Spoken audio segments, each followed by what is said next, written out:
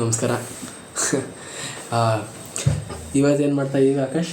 ಇವತ್ತು ಇನ್ನೊಂದು ಟೀಮ್ನ ರಿಟೆನ್ಷನ್ನು ಮತ್ತು ಯಾವ ಪ್ಲೇಯರ್ ಎಷ್ಟೆಷ್ಟು ಕೋಟಿಗೆ ಹೋಗಿದ್ದಾರೆ ಮತ್ತು ಚೆನ್ನಾಗಿ ಸಿಕ್ಕಿದಾರ ಟೀಮ್ಗೆ ಸಿಕ್ಕಿಲ್ವಾ ಲಾಸ್ಟ್ ಟೈಮ್ ಮಾಡೋ ಟೀಮ್ನೇ ಮಾಡ್ತಾರೆ. ಇವತ್ತು ಯಾವ ಟೀಮಿಗೆ ಮಾಡ್ತಿರೋದು ನೀವೇ ಹೇಳಿ, ನಿಮ್ಮ ಬಾಯಿಂದನೇ ಎಲ್ಲ ಟೈಮು ನೀವೇ ಹೇಳಿ. ಓಕೆ, ಇವತ್ತು ಡೆಲ್ಲಿ ಕ್ಯಾಪಿಟಲ್ಸ್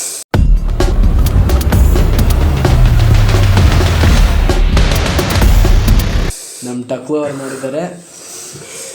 ಅಂದ್ರು ಆಕ್ಷನ್ ಅಂತೀನಿ, ನನಗೆ ಆಕ್ಷನ್ ಬಿಟ್ಟಾಕಿ ಅಂದ್ರು ಒಂದು ಧೈರ್ಯ ಮೆಚ್ಚಬೇಕಂದ್ರೆ ಒಂದು ಡೆಲ್ಲಿ ಟೀಮ್ ಒಂದು ಓನರ್ದು ಧೈರ್ಯ ಮೆಚ್ಚಬೇಕು. ಅಲ್ಲ ಆ ಥರ ಧೈರ್ಯ ಇಟ್ಕೊಂಡಿರೋದಕ್ಕೆ ತಾನೇ ಅಲ್ಲಿ ಬಿಸ್ನೆಸ್ ಮ್ಯಾನ್ ಆಗಿರೋದು, ಡೆಲ್ಲಿ ಟೀಮ್ ಕೊಂಡ್ಕೊಂಡಿರೋದು. ನಮ್ಮ RCB ಅವನೇ ಇಷ್ಟ ಆಗೋದ ಕೂಗೋದಲ್ಲಿ ಮಾತ್ರ.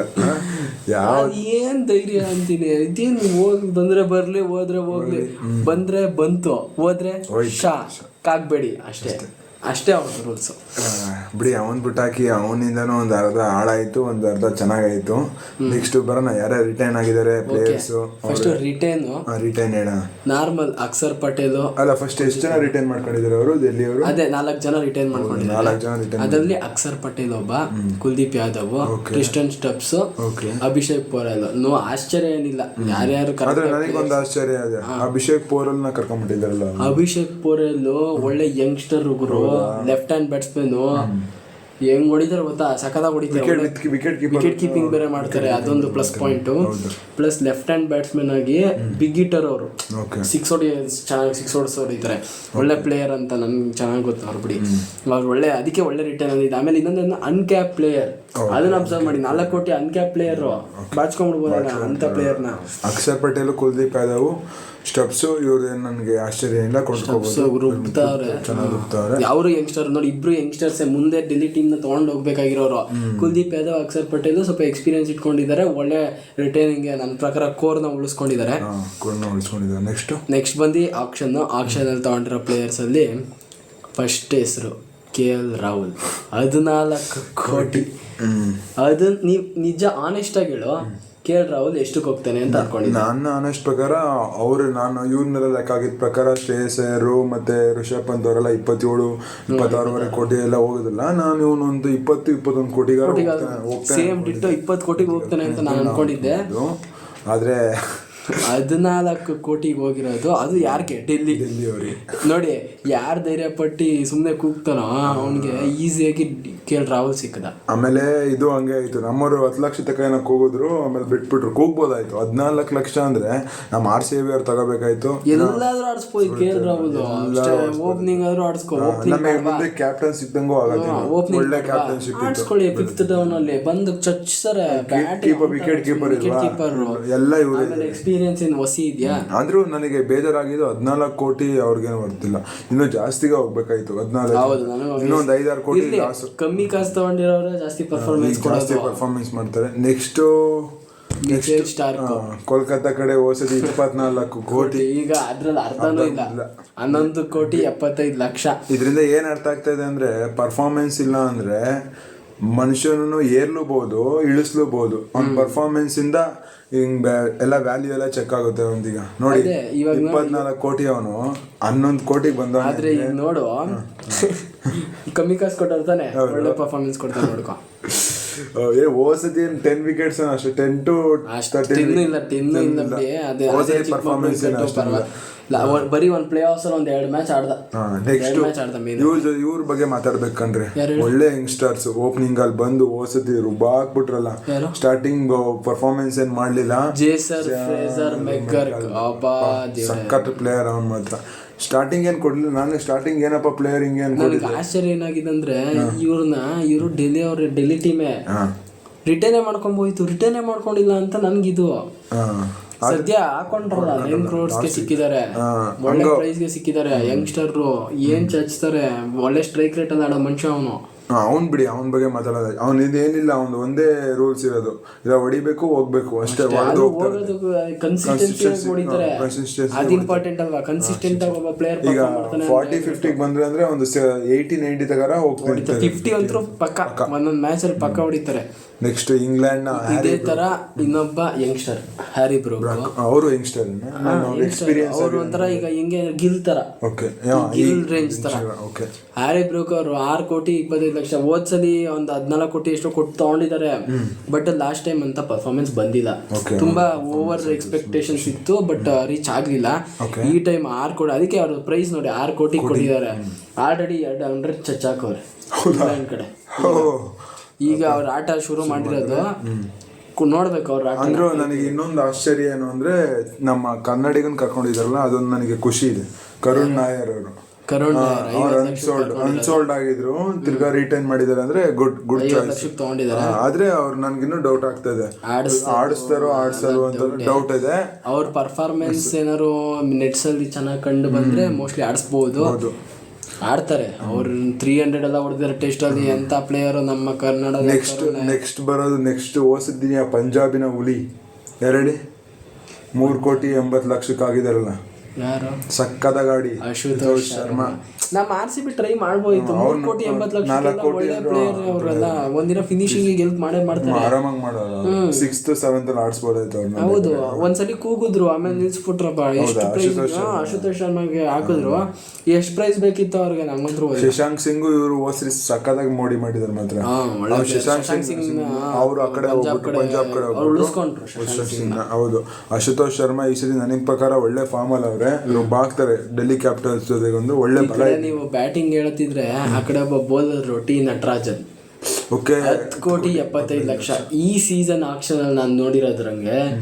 ಒಳ್ಳೆ ಮೀಡಿಯಂ ಪೇಸರ್ಸು, ಫಾಸ್ಟ್ ಬೌಲರ್ಸ್ ಎಲ್ಲ ಕಮ್ಮಿ ಅಂದ್ರು 10-12 ಲಕ್ಷ ಅಂತೂ ಫಿಕ್ಸ್ ಆಗಿ ಹೋಗಿದ್ದಾರೆ.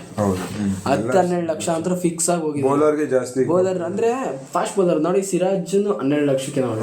ನಮ್ ಕಡೆ ಬಂದಿರೋದು ಯಾರು? ಭುವನೇಶ್ವರ್ ಕುಮಾರ್ 11 ಲಕ್ಷ, 11 ಕೋಟಿ, ಸರಿ 12 ಕೋಟಿ 11 ಕೋಟಿ ಇದ್ರ 10 ಕೋಟಿ ಮಿನಿಮಮ್. 10 ಕೋಟಿಯಿಂದ 12 ಕೋಟಿ ರೇಂಜ್ ಅಲ್ಲಿ ಎಲ್ಲರೂ ಹೋಗಿದ್ದಾರೆ.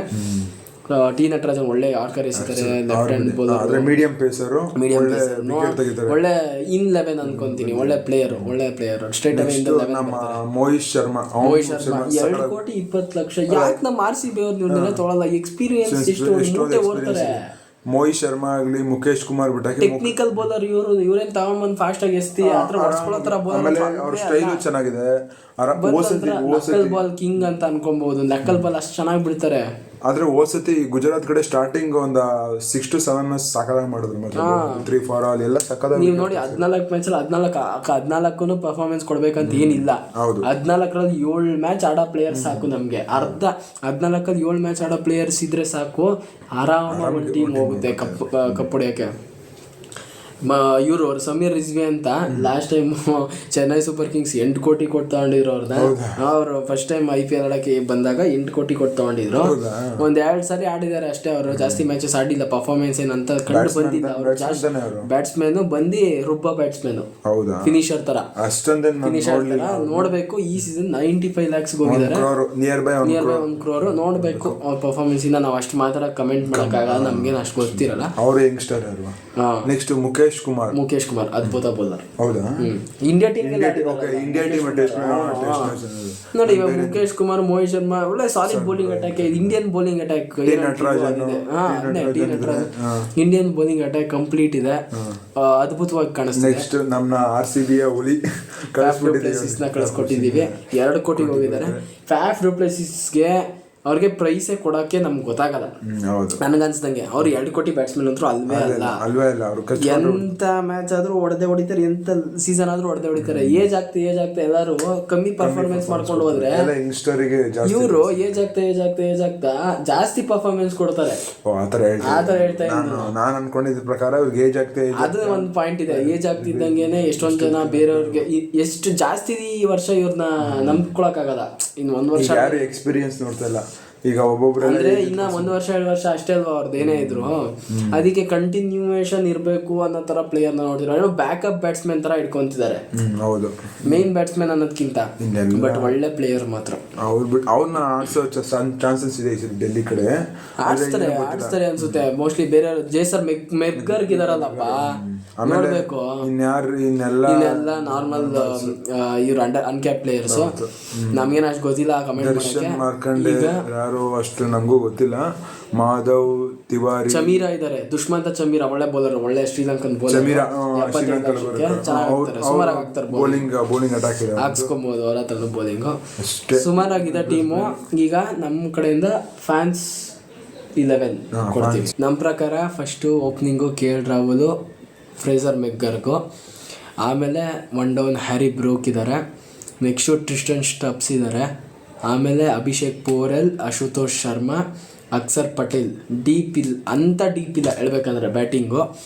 1 2 3 4 5 6 7 ಜನ ಬ್ಯಾಟ್ಸ್ಮನ್ ಇದ್ದಾರೆ, ಅಂಥ ಡೀಪ್ ಇಲ್ಲ ಬ್ಯಾಟಿಂಗು. ಬೌಲಿಂಗಿಗೆ ಬಂದರೆ ಹಂಗೆ Kuldeep Yadav, T Natarajan, Mitchell Starc, Mohit Sharma. ಹೇಳ್ಬೇಕಂದ್ರೆ ಇವ್ರದ್ದು ಬೌಲಿಂಗ್ ಚೆನ್ನಾಗಿದೆ. ಆಲ್ರೌಂಡರ್ಸ್ ಅಂತ ಇಲ್ಲ, ಇರೋದು ಒಬ್ಬರೇ ಅಕ್ಷರ್ ಪಟೇಲ್ ಆಲ್ರೌಂಡರು. ಇನ್ನೊಬ್ರು ಅವ್ರಲ್ಲ, ಎಷ್ಟು 30 ಲಕ್ಷಕ್ಕೆ ಎಷ್ಟು ಕರ್ಕೊಂಡು ಹೋದ್ರು. ಆಲ್ರೌಂಡರ್ಸ್ ಇದ್ದಾರೆ ಅಂದರೆ ನಮ್ಮ ಟೀಮಲ್ಲಿರೋ ಮೇನ್ ಆಲ್ರೌಂಡರ್ಸ್ ಇರೋದು ಒಬ್ಬನೇ ಅಕ್ಷರ್ ಪಟೇಲು. ಅದು ಬಿಟ್ಟರೆ ಇವಾಗ ಮುಖೇಶ್ ಕುಮಾರ್ ಒಬ್ಬ ಬೌಲರ್ ಇದ್ದಾರೆ, ಅವ್ರನ್ನ ಇಂಪ್ಯಾಕ್ಟ್ ಮಾಡಿದ್ದೀವಿ. ಅವ್ರನ್ನ ಟೀಮಲ್ಲಿ ಹಾಕ್ಕೊಂಡು ಯಾರನ್ನಾರು ಒಬ್ರನ್ನ ಕೂರಿಸ್ಬೇಕಾಗುತ್ತೆ. ಯಾರು ಅಶುತೋಷ್ ಶರ್ಮಾನೋ ಯಾರನ್ನೋ ಒಬ್ರನ್ನ ಕೂರಿಸ್ಕೊಬೇಕಾಗುತ್ತೆ ಮ್ಯಾಚ್ ಟೈಮಲ್ಲಿ. ಇದು ಪ್ರಾಪರ್ ಬೌಲಿಂಗ್ ಟೀಮ್. ಇದು ನನ್ನ ಪ್ರಕಾರ ಟೀಮು ಸೆಲೆಕ್ಟ್ ಮಾಡಿಲ್ಲ ಅಂತ ನನ್ನ ಅನಿಸಿಕೆ. ಯಾಕಂದರೆ ಬೌಲಿಂಗಲ್ಲಿ ಒತ್ತು ಕೊಟ್ಟಿದ್ದಾರೆ ನಿಜ, ಬಟ್ ಬ್ಯಾಟಿಂಗಲ್ಲಿ ಕಿಂತ ಒಂದು ಆಲ್ರೌಂಡರ್ ಕ್ಯಾಟಗರಿನ ಅವರು ಸೆಲೆಕ್ಟ್ ಮಾಡ್ಕೊಂಡಿಲ್ಲ. ಜಸ್ಟ್ ಏನಂದರೆ ಇಷ್ಟು ಬ್ಯಾಟ್ಸ್ಮನ್ನು ಇಷ್ಟು ಬೌಲರ್ಸು, ಒಬ್ಬ ಅಕ್ಷರ್ ಪಟೇಲ್ ಆಲ್ರೌಂಡರ್.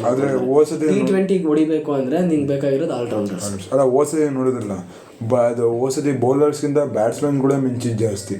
ಇಲ್ಲಿ ಓಸದಿ ಜಾಸ್ತಿ ವಿಕೆಟ್ ಬಿಡಲಿಲ್ಲ, ಎಲ್ಲ ಬ್ಯಾಟಿಂಗ್. ಈಗ ಇರೋ ಟ್ರೆಂಡ್ ಚೇಂಜ್ ಮಾಡಿದ್ದಾರೆ, ಎಲ್ಲ ಹೊಡೆದೊಡ್ದು ಹೋಗ್ತಾ ಇರ್ತಾರಲ್ಲ, ಅದಕ್ಕೆ ಎಲ್ಲ ಓಸದಿ ಸ್ಕೋರೇ ನೋಡಿದಿಲ್ಲ. ಸ್ವಲ್ಪ ಒಂದು ಬ್ಯಾಟ್ಸ್ಮನ್ ಇವ್ರು ಇನ್ಕ್ಲೂಡ್ ಮಾಡ್ಕೊಂಡಿದ್ರೆ. ಇದು ನಮ್ಮ ಪ್ಲೇಯಿಂಗ್ ಇದ್ದಾವೆ. ನಿಮ್ದೇನಾದ್ರು ಚೇಂಜಸ್ ಇದ್ರೆ ನೀವು ಖಂಡಿತ ಶೇರ್ ಮಾಡಿ, ಕಮೆಂಟ್ ಮಾಡಿ ನೋಡೋಣ. ಡೆಲ್ಲಿ ಕ್ಯಾಪಿಟಲ್ಸ್ ಈ ಪ್ಲೇಯಿಂಗ್ 11 ಸೆಲೆಕ್ಟ್ ಮಾಡ್ಕೊತಾರ ಇಲ್ವಾ ಅಂತ, ಯಾವ ಥರ ಪರ್ಫಾರ್ಮೆನ್ಸ್ ಕೊಡ್ತಾರೆ ಅಂತ ನೋಡೋಣ.